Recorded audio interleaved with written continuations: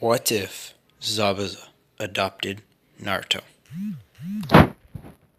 So, I'm going to make it so right when the Nine Tails attacks, as everything goes down the same. Except I'm going to change it a little where Zabuza happens to be around the area. And when he gets there, he sees an infant. And he thinks about killing it. He is unsure about what to do. But then he sees a seal on his stomach. And this causes him curiosity. He knows there's a seal on him for a reason. And he can't remove the seal. But the seal will weaken over time. This seal must be holding away some sort of power. He must be thinking. That's what Zabuza is thinking. So now Zabuza decides to raise the child, to raise him to be loyal, to raise him to basically be a killing machine. And I kind of changed the color of the orange to black because, like more evil Naruto. Plus, I think it looks kind of cooler. Well, so Naruto has been raised by Zabuza for quite a while now. His entire life, all he knows is how to serve Zabuza, and he's been trained to be ruthless. I'm gonna say, I think Zabuza comes across Haku when he's about 5 to 7, so I'm gonna say Haku's 7, because Naruto was 13 while he was 15 in the anime, so I'm gonna say Haku's 7, and Naruto is 5. See, now Zabuza finds interest in the child, Haku, because of the fact that he has the same eyes as him. And this is going to result in a bond between Haku and Naruto. So they're going to be trained to be ruthless over and over again. They're cold hearted. As well, not exactly cold hearted. Let's see. Naruto's more cold hearted than Haku's going to be about the same, but Naruto is going to be just like Zabuza. He's going to be harsh. He's going to train hard. And I believe he's going to get a sword. And it's probably going to be draped upon his back, just like how Zabuza does with his. Granted, I don't think his sword's going to be special. I think it's just going to be a normal sword, just so you can train with it until it comes across later. And he's going to be skilled with it, because he's going to be forced. He's going to be forced to handle going against Zabuza over and over repeatedly. He's going to be getting hit constantly. And he's also going to be sharper because of the fact that Haku uses his Ice Kikagenkai multiple times just to help train him. And then one day during training, Naruto ends up getting his emotions. He's probably going to get double teamed against, because he's shown to improve pretty fast at times. So I'm going to say, as Haku as a rival, he's going to be growing real fast. So I'm going to say Naruto at the age of 8 is training with Haku, who is 10 years old at this time, and he's also training with Zabuza. Zabuza and Haku are both attacking him, and he ends up getting pissed over something. And you see his entire aura change to red. And then a deep voice. Just his voice changes to a deeper voice, into a deeper laugh. Zabuza he is immediately shocked, and so is Haku. But Haku's more frightened by this. Zabuza's pleased by this. He's like, I knew there was something special about you. Not only do you learn fast, but you have a tailed beast in you. Now Naruto doesn't know what this is. Remember, he's lived with Zabuza this entire time, and he gets told about it. He's told about how the Jinchuriki are just completely thrown out by the villages and how they're never loved. And this pisses Naruto off. He doesn't really care about emotions, but the fact that everyone disrespects him just because they have power, they're just jealous in his mind that they don't have power, that they're weaklings. So Naruto continues to get trained by Naruto and Haku get trained by Zabuza, and if anything, they're more powerful. They end up doing some sort of missions, but I'm going to say when it comes down to it, when Naruto turns 13, I think he's going to get a special sword. No, no, no. I take that back. Naruto is going to end up. So I'm going to change it a little, and I'm going to have a random replacement. Let's see. Who should I put on to the team to replace Naruto? Hmm. I mean, it doesn't make logical sense to put Sai there, but let's just do it. Sai is now basically taking Naruto's place. So it's Sai, Kakashi, and Sakura, and Sasuke. So now all of them are coming out, and they're escorting Tazuna. When it comes down to it, the when the mist rolls in, yes, this is where it's going to differ. Naruto is the one who attacks first. He comes in. No, no, no. Naruto doesn't attack first. And I believe Naruto is gonna know water style jutsu at least, because it may not be his basic one, but he's gonna learn some. But he's gonna have learned Shadow Clone Jutsu probably from like a random rogue ninja, because I assume there's connections to Zabuza. He's gonna have learned things like that. So he knows Shadow Clone Jutsu and all that. So it goes about the same in the beginning. It's Kakashi versus it's basically just Zabuza versus them all in the beginning. And he's basically bodying them for the beginning part because Kakashi gets cocky. But when it comes down to the water prison jutsu, when Kakashi escapes, instead of them faking the death, Naruto comes in.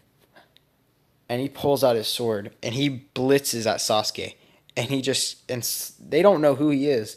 But then Kakashi realizes, Naruto, is that you? And Naruto kind of stopped for a second. He's like, how do you know my name? He's like, you disappeared from the village. We never saw you. You were born, but we never found you. He's like, why would I want to go to a village that would just ostracize me? And Kakashi thinks about this. But Naruto snaps out of what he was saying, and he continues on with his assault, and he starts destroying Sasuke and Sai and Sakura in a fight.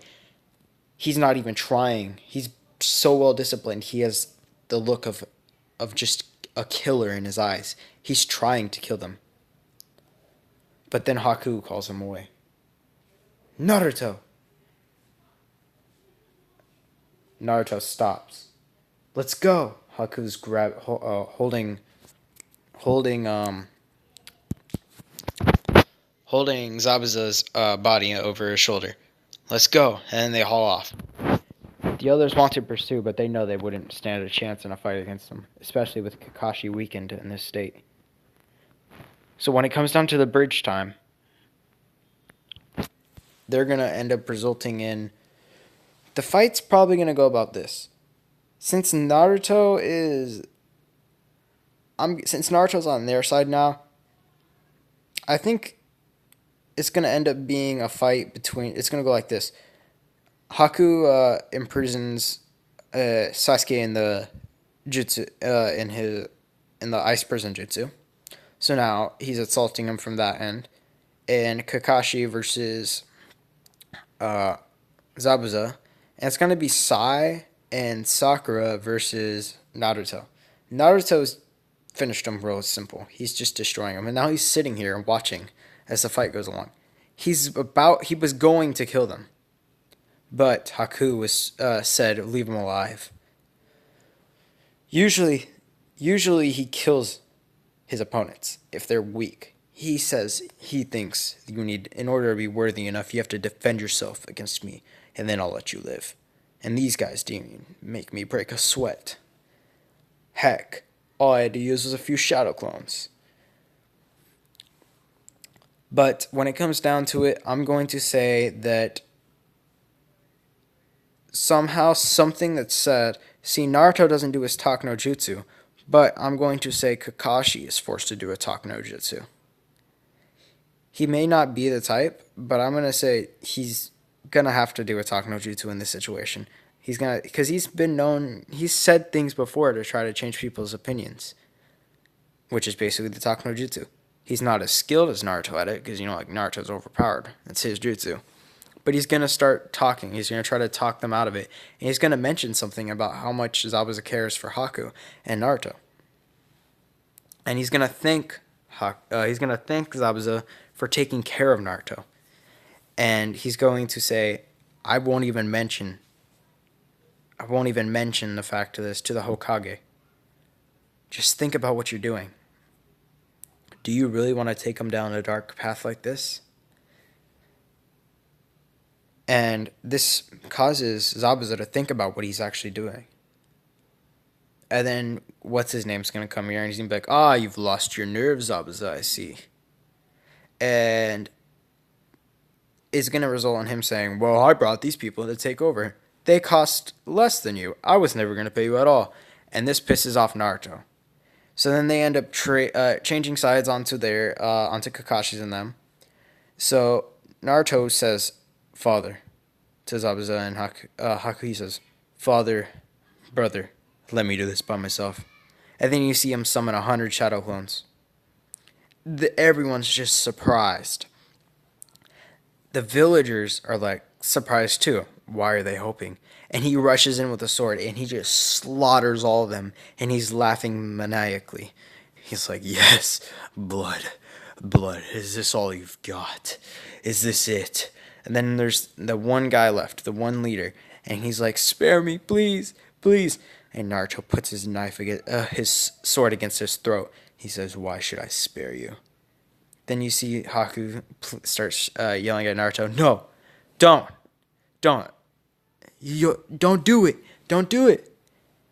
And Zabuza's like, it's enough, Naruto. Naruto says, no, I'm going to do it. And he just slits his throat. Then he impales him with the sword. He's like, yes. And then they look at him and his eyes are bright red. The tailed beast chakra took over. Naruto got too excited. I'm going to say, because of the fact he doesn't get angry very often, I'm going to say he got too excited and then the Nine Tails took over because he loves killing. So his killer instinct kind of led to the Nine Tails taking over. Now everyone's going to have to work together to take him down. Kakashi's already kind of tired, so is Zabuza and Haku. But there's still Sasuke here too. Sasuke has awakened his Sharingan as well. So it leads to them all working together against Naruto, trying to restrain him. Zabuza attacks, and he's trying to snap him out of it. He swipes his sword at Naruto, and Naruto just catches it with one hand. He picks him up and slams Zabuza to the floor. Kakashi comes at him with a Chidori. Naruto just dodges, and then he hits Kakashi straight in the stomach, knocking the wind out of him. Sasuke comes rushing in at him, yelling as loud as he can, some Goku type shit, and Naruto just kicks him straight in the face, sending him flying back. Naruto's fingernails are turning into claws, and Naruto just can't contain himself anymore, and he rushes at him. He's going for the kill shot at Haku, but then suddenly, he stops, and he falls to his knees. He starts to look like he's having a seizure. Then he turns back to himself and he starts to kind of weep. He's like, I almost hurt my brother. I hurt my father. He ends up returning back to his normal self, back to his normal, more darker self. But everyone kind of feels bad for him, including Zabuza. So this is where they're gonna part, and this is gonna change things. I'm going to say Naruto is going to still stay with him. Of course, why would he go back? Um, and I'm going to say Naruto is. Let's think about this. I've got it. All right. The the place they're at, Tazuna, is going to offer them a place to offer help build them a house. And they're going to start building their own society there. They're going to start increasing this and probably making a military type bunch, making possibly a Kage or something. And this is not going to be just it.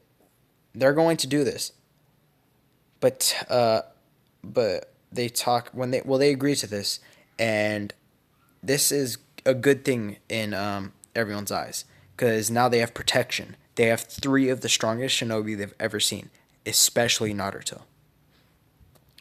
And I'm going to say Zabuza sees Naruto's potential and he says, "You're ready." And Naruto's like, "Ready for what?" He's like, "I have something I want to tell you about. It's a story. Once, 100 years ago, a sword was forged. Once so powerful, only one person can hold it. It was a demon himself, a pure, raging evil demon. Any man who touched it lost his sanity and was possessed by it, and he would burn almost instantly with rage. The body would end up dematerializing in a matter of a week. But seeing as how you constantly regen, and seeing as how you have a living demon inside of you, and how you deal with the rage, you should be able to handle the sword." Naruto's like, "Where is this sword?" "It is hidden deep in a cave on the mountain above. You're going to have to go through trials." Naruto asks, Naruto's like, "What does this sword look like?" And then Zabuza begins to explain it. Naruto's like, "Am I going to have to go, are you coming along with me?" He was like, "No, this is something you must do on your own. For I can't even, if I touch the sword and try to wield it as my own, it will try to make me possess it. Once you grab it, it's yours. You will be in control. But if it finds you not worthy, you shall die. It is up to you, my son. You decide what happens." Naruto thinks about this. Haku tries to encourage him. He says, "You could do it, but it's really up to you. You don't have to. You're already powerful enough." And Naruto's like, "But it's not enough. I want to get I want to get stronger. I want to be the strongest shinobi ever. I will be stronger than the god shinobi." This is going to be what the sword looks like. This is how it is described. It is long. It is long and black, and is scarred with all the darkness of the demon and all the deaths it has taken. Has taken in. It has killed many. And I think you can actually wield it, my son. Naruto decides that he's gonna do it. "I will get it, father, and I will wield it. I won't die. I will come out on top. I will become the strongest shinobi ever. Nothing will stop me. I believe in you, my son," Zabuza says. "And while you were gone, it'll probably take about 4 to 5 days for you to get this. And I don't know how long it'll truly take you, but I'm guessing 4 to 5. I don't know how many trials you will go through. There could be a lot. Anyone who has tried getting this sword has died, but I believe in you." Are you sure I'm ready, Father? Yes. You have trained your entire life. You haven't known it, but I've been training you your entire life just to hold this one sword. It's the most powerful weapon in the world. And it's enhanced by your demon powers. You will be overpowered. You will be the strongest shinobi ever. Okay, I will do it, Naruto says. Alright, so in the next part, I'm planning on making Naruto go through many stages. In a way, it's kind of like Sword Art Online where you go through those levels, but instead it's just you have to go past different things. You have to get past different stages to get to it. So, if you guys have any recommendations on like how many stages I should do or which stage it should be, and like any recommendations for the next part, I'll try to take them into account and possibly use them, because I do listen to what you guys say. Usually I base a lot of my stuff off of what you guys say. Thank you. Remember to subscribe, please. And this is Austin off of What If Central. The other person is Luke. So my voice is Austin. The other guys is Luke. All right. Remember to subscribe. Thank you for watching.